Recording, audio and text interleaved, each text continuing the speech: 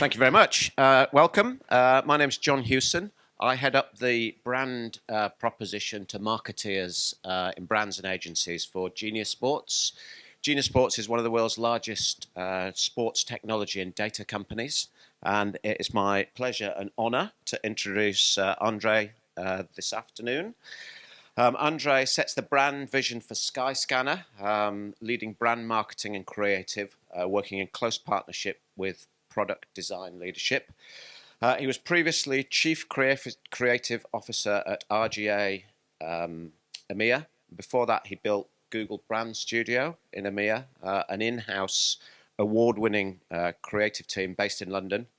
And before that, he flew over from sunny LA, where he worked at 72 and Sunny in Los Angeles as creative director on Google.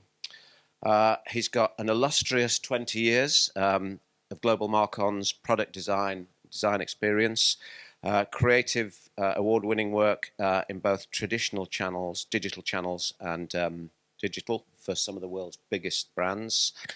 He's an advisor on the board of Hubbub, is it? Hubbub? Yeah. And a founding member of the United Nations Creative Nations Collective, who work to inspire brands and businesses to embrace creative change through meeting the UN's 17 SDGs. So, Andre, you've been behind building $1 billion brand from the inside out with Skyscanner, which is really impressive. Great brand. It's a household name for travelers around the world, but it's not just a product. It's the brand that sticks, right? And I've got some examples of that we're going to play in a minute. But tell us about when you joined Skyscanner, what was the vision for building the brand from the inside out? First of all, thank you for that introduction. I feel slightly embarrassed hearing all that, but really appreciate it. So I joined Skyscanner 4.5 years ago, and Skyscanner's been around for 22, almost 23 years now. For all those of you who don't know, it's born and raised in Scotland. It's the UK's first unicorn, sold for $1.6 billion. So like an incredible story. Started by 3 geeks in a closet and a cupboard and an Excel spreadsheet. And like a lot of innovative businesses, it started first and foremost with the product. And, you know, if you've been a part of any startup or you've spoken to founders, most of them will say you don't need marketing, you don't need advertising. The product is the brand is a product. And it was so for a long time. Inevitably, what happens is companies fall into innovation dilemma, managers hire managers, competition catches up. All of a sudden you look around and then you're not where you were before. When I joined the business 4.5 years ago, we were in that position.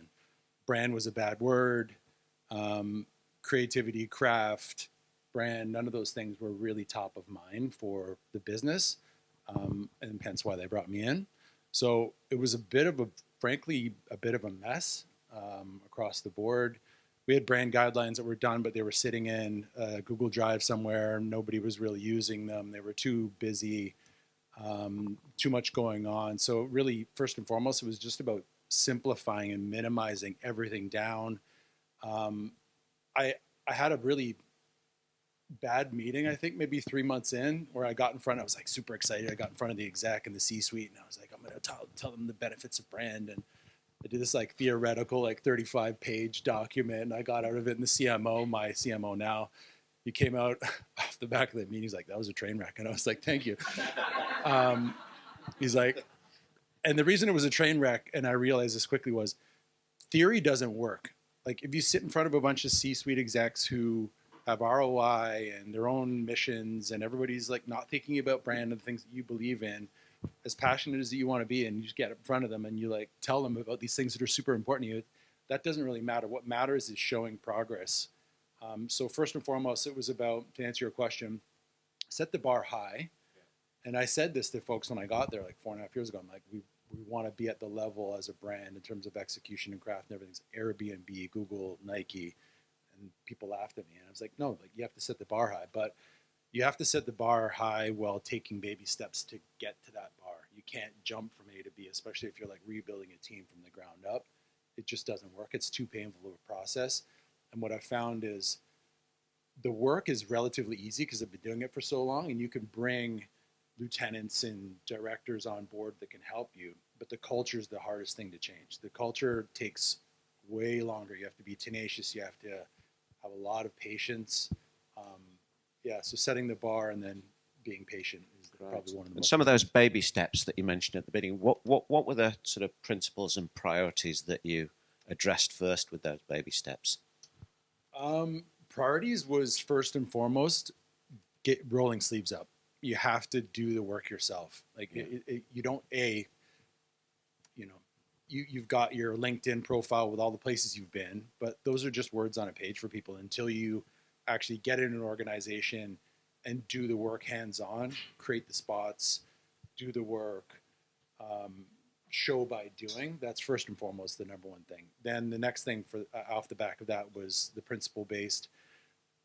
Articulate the brand strategy, take the brand guidelines, simplify the heck out of it, hire really talented lieutenants who can come on board and do the same thing. Right? Yeah. Like, get involved. Nobody's a passenger, including myself, and that's still the case today. So everybody just has to scrub in. Got it. And how did you balance creativity versus systematic design when you were shaping what you've done to the brand? Yeah, I say this a lot, and I've seen it a lot too, agency side, but also at Google and at Skyscanner, if you're not careful. First and foremost, you need to understand what the brand stands for, and you have to understand the play box that you can play in. So first and foremost, it's like really articulating a sharp brand strategy, brand world, and that's number one.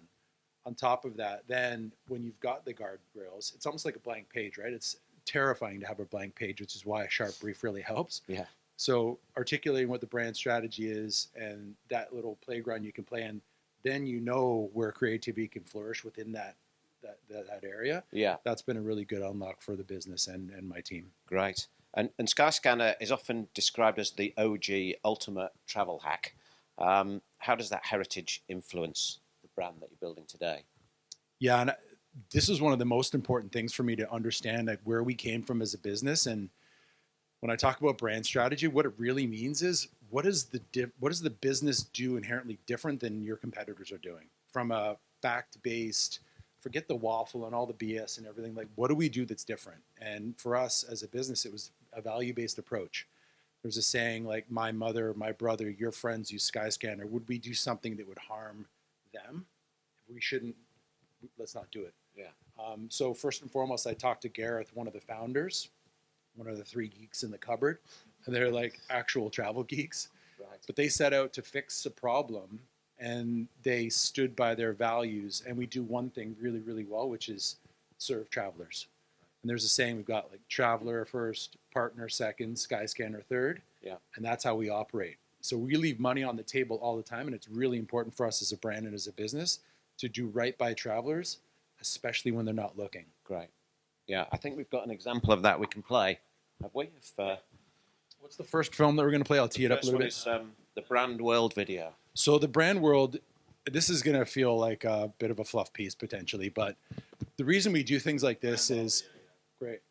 The reason we do something like this is, and this plays in the office, and it's played in the office for quite a long time. It was taking the brand world that we had previously, which was messy, and then condensing it and codifying it into something that the entire business uses. Because if it's just us and our team using it, it's not going to scale, right? You need the entire business to grab this and use it. So something like that, you get like the principles around something as simplistic and 101 as grid theory, fonts. We added every tech company in the planet has a sans serif font. So we were like, okay, let's add a serif font. Just some little bits and bobs here and there.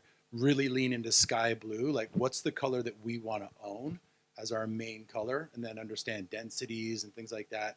But then show by doing. So bring the brand to life. That it's not just in one touch point too. It's across every other aspect of the business. And then things like craft and motion and those things really matter.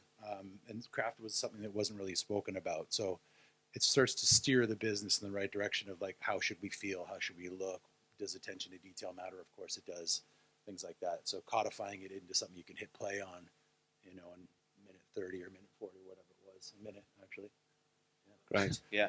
And then you've achieved a lot of this by taking the brave decision or sensible decision about in-housing, which is really interesting to hear about. It's having a renaissance. tell us a little bit more about that and how you've helped lead it, how you've transformed it. I think you did the same at Google. What's your learned view on in-housing versus agencies? I mean, there's a massive, I mean, everybody's seeing it, disintermediation of agency, especially holding companies. It's going on right now. We have the luxury at Google to have much bigger budgets than we have at Skyscanner. We wanted to build an in-house team at Google for different reasons than we wanted to at Skyscanner. Skyscanner is more of an absolute necessity. We don't have massive budgets. We have to be really scrappy and really lean with how we operate. It's a joy to be able to create an in-house team from scratch and an absolute privilege. I say this to the team all the time. It's like $1 billion brand, and it's a relatively small team of less than 50 people who get to shape this thing every single day globally. It's like every day I wake up and I'm like, thank God I'm able to do this, because it's A, it's travel, B, you're being able to do that, and C, you're getting paid to do these things. Like my daughter works with me sometimes. She's like, Dad, you get paid to do this stuff? So it's pretty amazing we get to do what we get to do, but it's a badge of honor, but there's great responsibility that comes with that too. So you have to hire the right people, set a really high bar, show people by doing, have patience along the way. And that's just in the internal team. Then there's trying to get the rest of the business on board too. And that's frankly the hardest part, is the cultural change across the rest of the business. Yeah. What do you look for with talent? That's in a small team, that's critical, isn't it? What sort of people, what sort of culture you're trying to foster within that team? Skyscanner, first and foremost, as a business, culturally, once again, has like a very strict no assholes policy, which I'm a big fan of. So first and foremost, you have to be a nice person. But then on top of that, you have to be really, really good at what you do. Yeah. Like you have to come in and absolutely ace it in your specialty. Yeah. And now on top of that, learn AI tools so you can become even more effective in that space. And we'll talk about that a little bit later. Yeah, yeah. And how does that shift the kind of the agenda, if you like, doing it in-house versus using an external supplier? We kind of do both. I would say, like all that work that you see there, or you saw there, like that film is largely created and in-house as part of our in-house team. Like got a head of motion. We use external freelancers. We've tried to go down the path of utilizing big agencies, like non-holding company agencies, but it's too expensive. It's too slow. It's too expensive. We're trying to keep their lights on. So what we end up doing is, I've thankfully been in the industry for a long time. I just go and leverage all the like ECDs, CDs, and stuff that I've got that are all freelancers right now. Right. It's so much quicker, so much easier, and then all the money goes into creative execution, not into padding like other areas and aspects of the business that we don't need. And then I can spend more time on focusing on leveraging the team that we've got and then bolting on people when and where we need it. Great. So a lot of benefits from in-housing it in the way that you're doing it. I would add to that, the benefit of in-house versus agency is you're so close to the confluence of truth, right? Like I know exactly, because I just got out of a meeting around geo-growth right now. I know what we're doing. I know what markets we're operating in. I know what is going to win in a market. I can influence the decision making. I can certainly influence the media buy, and I'm not pitching on stuff. That was the thing that drove me most crazy about being agency side. You get like pitching on stuff that's probably not going to get made, or you win the pitch and they're like, okay, now we're going to do the real work. Yeah, you don't have to do that when you're client side, right? It's like you know what you're doing, and you don't want to be wasting time. 100%. What about the challenges? Maybe there aren't any. I don't know. I think the challenges, honestly, is the cultural side of things. Yeah, and there's something you don't realize when you're agency side is you are literally a 10th, a 20th of the conversation that's happening at the exec and the board. Yeah. Like you're a little thin slice, a very, very important one, but you're a thin slice. So you're trying to like extol the virtues of brand building and craft and creativity and, consistent distinctiveness and, things that we all believe in and love. But somebody else is like thinking about something completely different and doesn't understand. They're like, take your crayons and go over and back into the corner, brand boy. But like, it's being patient and being tenacious and influential too, right? Like to try to get your seat at the table, that means leaning the measurement, KPIs, speaking the language, being empathetic and understanding. It's a journey. That's the hardest part of it. Absolutely. I think we've got another video we want to play which is the play motion film. So this will be the motion film. Yeah. It's a similar film to that. first thing we did was the baseline brand guidelines. And then one of the things that really struck me when I landed at Skyscanner was the whole brand was static. There was literally nothing moved at all, ever. And I was like, oh my God, like we're literally built to move things from A to B and we're not moving. So I hired a head of motion who put an entire systematic motion piece together.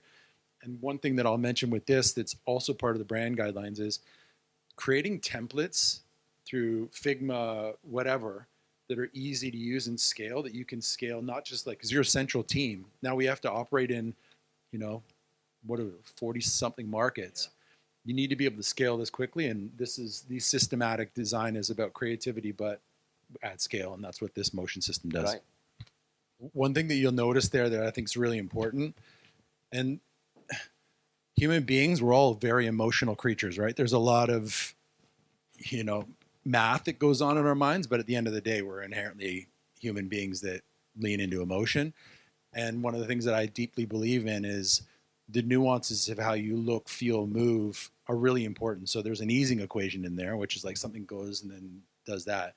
You try to create that feeling across every single touch point within the brand, whether you're in the product with a micro interaction of like buying the trip, all those little bits are all attached to that same feeling, that same motion. So we've got sonic branding, we've got look and feel, we've got motion.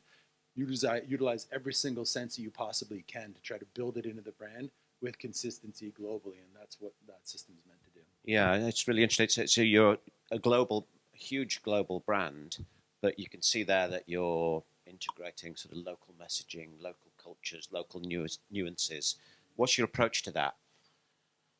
Once again, first and foremost, like tightening the brand as much as you possibly can. So we've got a vision to become the world's #1 travel ally. Because we do that, we're travel geeks that really like dig into the things that drive you crazy as a traveler, and then really be tight on the guidelines. Once you've got that box as tight as you can possibly get it with your tone of voice and stuff. Yeah. And this is the hardest thing. Like, nobody's going to go, you think you've made this amazing 150-page guidelines and then you've digitized it on Frontify and you're like, oh, it's so beautiful. Nobody cares as much as you do. It has to be like as tight and as simple and as actionable as it possibly can be. Absolutely. And that's where we spend most of our time, is just tightening, simplifying, making it easy for people to understand and easy to use. Yeah. That's where we spend the majority of our time right now, because then you can then activate local teams, and the local nuances, especially with travel, are arguably the most important things. And we've seen that again and again and again, whether it's a campaign, a creator piece, it doesn't matter what we create. If it doesn't land locally through the lens of culture, it's a miss, and then it's a miss for the investment and for the brand and the business. Absolutely. So that's an important point of differentiation in a market where there's lots of noise, lots of competition. Anything else that you think significantly differentiates you against the competition? I think our values, for sure. I think the simplification of utilizing the product. I think that the brand approach and the storytelling that we do is something that differentiates us.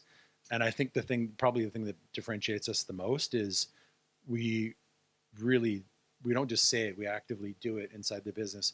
We do the right things when nobody's looking, which means we leave money on the table all the time. Yeah. But we know that's how you drive LTV loyalty, is by continuing to do the right thing for travelers and not trying to get like the short-term money. Got it. Our business is built on retention and loyalty, so we have to really, really sweat the details when it comes to being traveler first. Absolutely. And we both come from worlds where data, insight, analytics, creativity all collide. How do you address that in terms of personalization, different creatives? What's your approach and your views on that? Yeah, we're like, once again, culturally, Skyscanner is so steeped in business, in data. Like, the business revolves around data. And in terms of creative, if you lean too far into the data can tell you historically what's happened before, but it can't tell you what you should be doing moving forward. Yeah. So we use it to inform who we're speaking to, what we're speaking about, things like that. In terms of like the actual creative itself, we trust our gut a lot. We lean into humanity, edginess, the unexpected, and the interesting, and that's where like forward looking, and that's where I think like AI is not going to have a leg up on us as human beings. I don't see that coming at all, yet at least. But I think it's really important for us to continue to use data to see what happened before, trust our gut in the now, and then use data to see what's actually working. Yeah. And then with that, in order to have a seat at the table, be able to measure the progress, the efficacy of the things that we put out in the world. Yeah. So not just awareness and consideration of whether you're driving brand, but is it moving the needle on sessions, revenue, the things that the CFO and the CMO care about? Because at the end of the day, I want my CFO and my CMO to be like, shut up, take my money. The things you're doing are driving business. Yeah. Yeah. And how about there was a lot of talk in earlier panels about hyper-personalization, hyper-local targeting, all of that kind of thing. Where's that a benefit, and where do you think it can possibly go too far at times? I mean, too far when it feels creepy.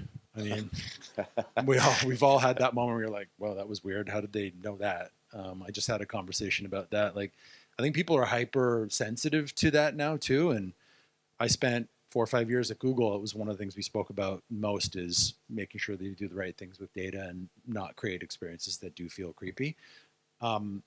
But it's also something that I think that people want, but they want to make sure that it's being done in the right way that feels added value to them.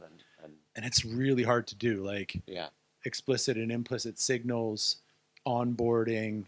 I think it's going to get better in time. Like, I was at a dinner last night and we were talking about the future of CX and product design. And I think it's, with AI, it's coming. We're all going to have our own personal Jarvises.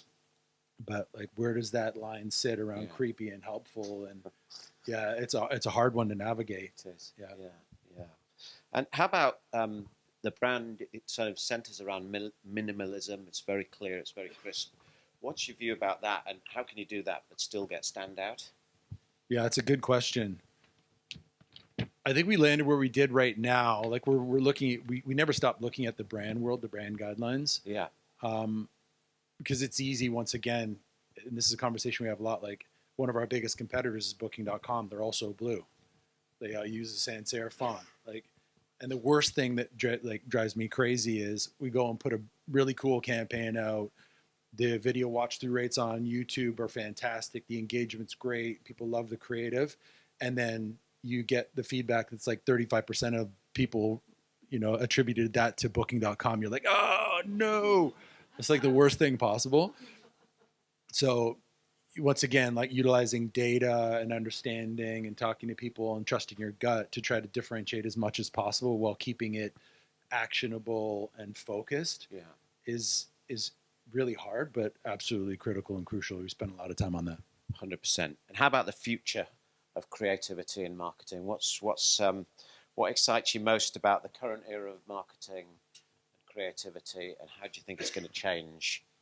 I mean, it's frankly terrifying in a lot of ways. I think most people are like, holy crap, what's going to happen? Because every single week it feels like there's a new AI tool that comes out that feels like the world for creativity and production and everything's going to end. I think there's certain areas that are going to be more affected than others. Like, I think if you're a DOP, I've got friends who are very, very talented photographers right now, and they're already feeling it. Yeah. So there's certain areas around production and execution that are just going to change, right? Like, you can't stop progress. These same conversations happen with the printing press and the camera and the web. And this one feels different. It feels more powerful than the ones that are previously have been done. But I honestly think that curation, humanity, empathy, culture, these nuances are so, so important. And I talked about this before, like, human beings are emotional creatures, and we're highly, highly sensitive to little nuances. And those little nuances are the things that makes or breaks connection, and feeling like you're part of the zeitgeist of culture. You've spent any time on like TikTok, Reddit, Instagram, whatever, talking to your friends. It's just like, those things are super important. And I think that I don't see robots being able to do that like we can. Yeah. So I think the ability to curate, the ability to create, it's human ingenuity, isn't it? And it's so important. And I think that that's going to be the thing. Like, I don't know, you guys know who Rick Rubin is, but he had the Creative Act. Like, him being able to sit in a room and make conscious decisions based off of being a human who's been doing this at a high level for a long time, those things are going to be more important than ever. Absolutely. And I think we're getting tight on time, so I've got a few wrap up. What time are we on till? Oh, okay, we're all right. Yeah. One campaign that you're the most proud of, and why? I think it's probably the first one that we did, which was just like slightly crazy. One of the characters that we created was a conspiracy theorist who was like created his own system for travel, and he's like in a dark room with like, yarn behind him and a map, and like, yeah, that it did super well. And the reason I'm most proud of it is it proved to the business who had struggled to do big campaigns previously that you can create big campaigns for a reasonable cost that actually move the needle on awareness consideration. And we started seeing changes in market share, Google share of search, revenue. These things didn't take years, they took months to start to see the machinations of changing a market like Canada that had very low market share and awareness. And you could see the business benefits. So it went from this thing, it was like, I don't believe any of this. Like, we got £2 million, and we went in Australia and we went in Canada, and we moved the needle on both. But Australia was like more middle of the pack. It was a lot easier to move the needle on Canada, but the work was great. We put all our work out on YouTube as skippables, so if people want to skip, we can see where they're skipping and we can get the data from it. But yeah, I'm most proud of that because I think that was a game changer for the business. Like, oh, okay, investing in brand isn't just money that's wasted. It can actually move the needle on business. Right. And one creative rule that you'll always break, Andre? I hate that saying, like, think outside the box. I think you need a box to think within. I think you need to think within the brand box, and you need the guardrails of the brand. So, yeah, I'm a big believer in staying within the platform, and staying inside of a box and then having fun within that box in the cozy confines. Right. And what's inspiring you creatively outside of work at the moment? I just went on a trip with my 11-year-old daughter to Croatia, just the two of us.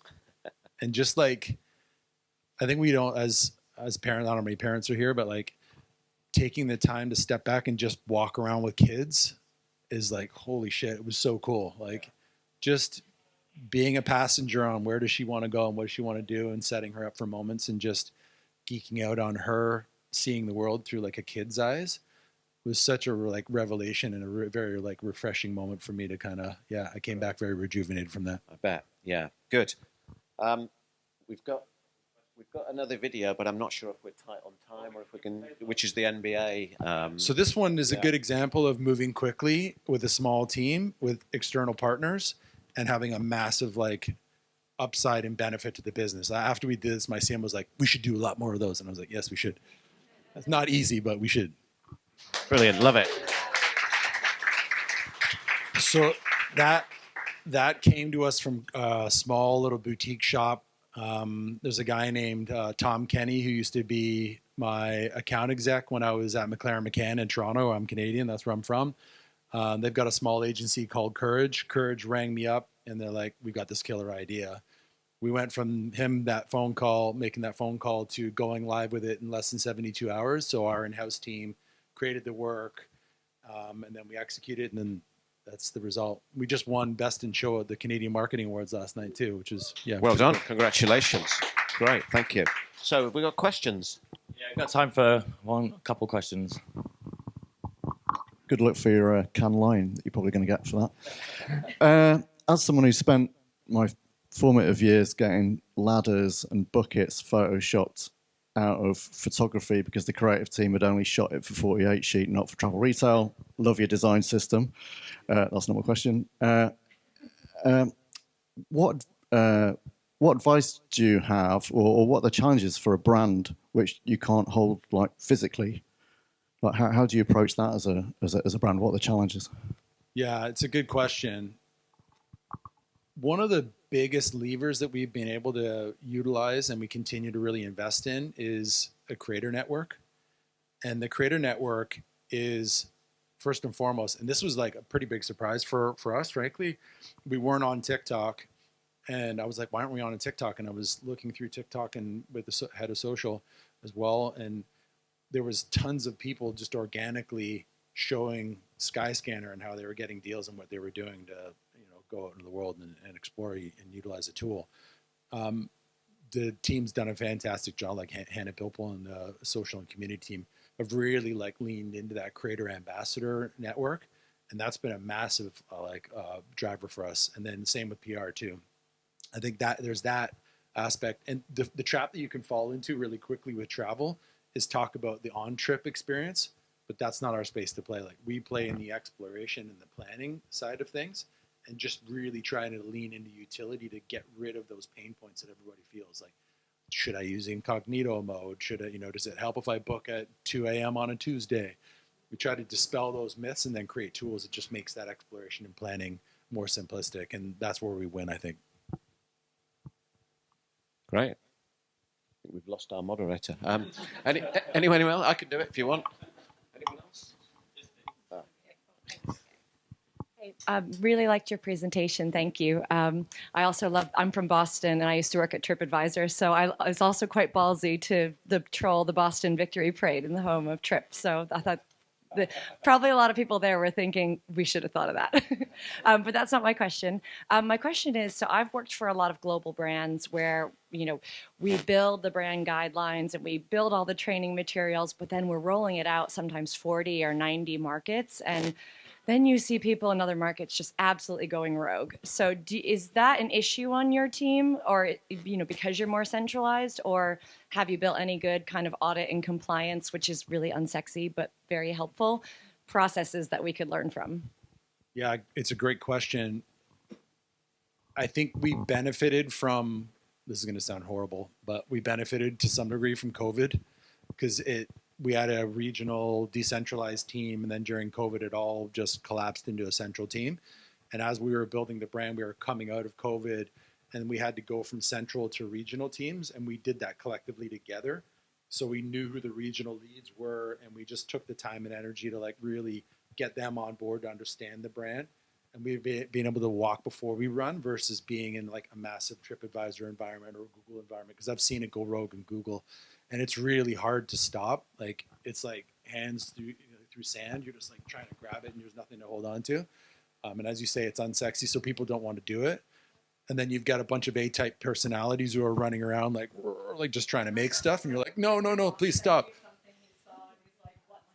Totally. Especially as a creative director, you're like, oh my God, no, please make it stop. And then my team's calling me, going, why is this happening? I'm like, chill, it's okay. It's not the end of the world. But yeah, not easy. Great. Andre, it's been really interesting. I've really enjoyed it. Thank you very much. It's been a pleasure. Yeah, thank you so much.